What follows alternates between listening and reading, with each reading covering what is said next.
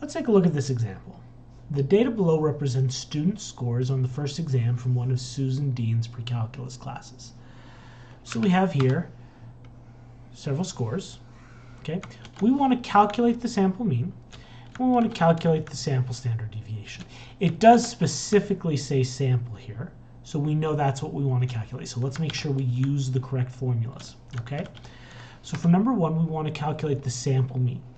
We represent a sample mean using the symbol x bar, and the formula is we add up all the data points and we divide by how many there are, which for a sample we represent by little n.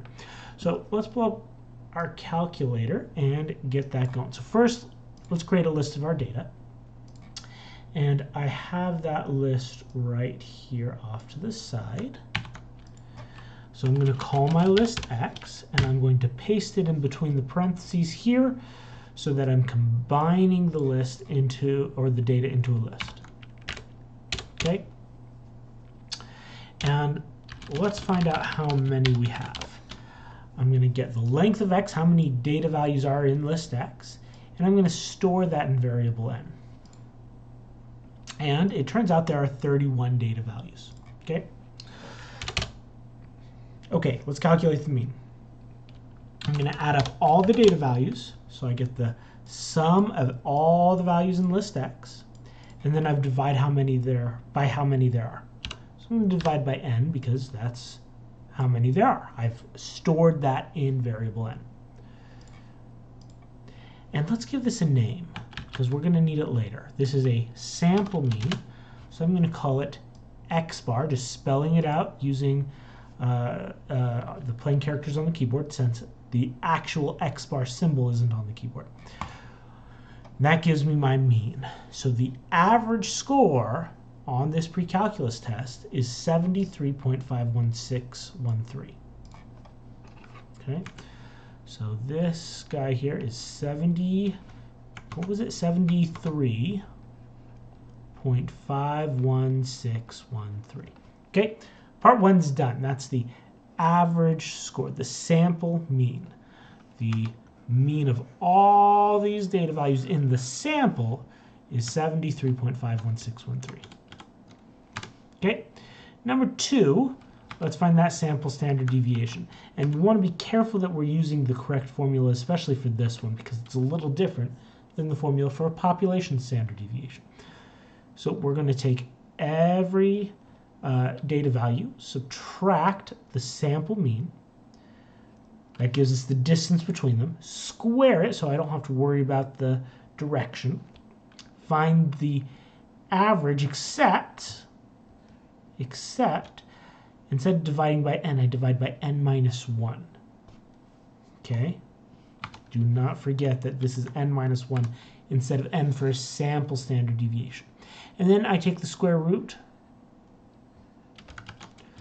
to correct for that square. Okay? So let's see what this looks like in the calculator. I'm going to take x minus x bar to find the distance between each value in my list x, and x bar, which is my sample mean. Okay?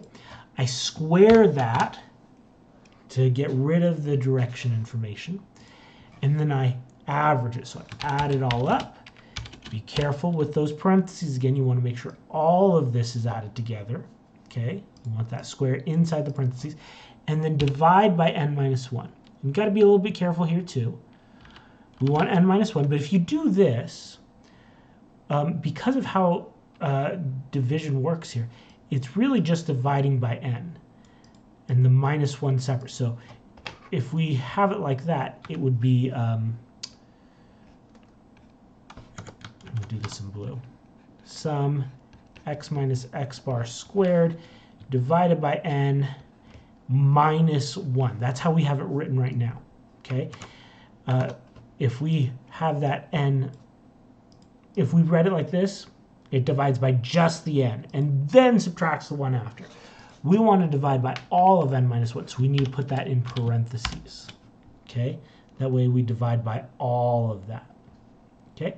And then take the square root of it all. SQRT to take the square root. parenthesis at the beginning, and then another parenthesis at the very end. Make sure it contains everything, and that's going to give us our sample standard deviation, okay? Which we notate with S. Sample standard deviation is S. So evaluate, we get 17.92367. That's the sample standard deviation. Okay, let me clear that out.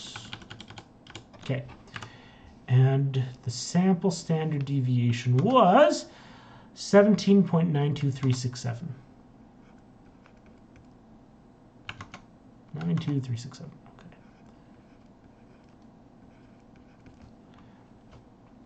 And that's the standard deviation. So we have the average score, and then we have something which tells us the average amount data tends to be spread out from that mean score.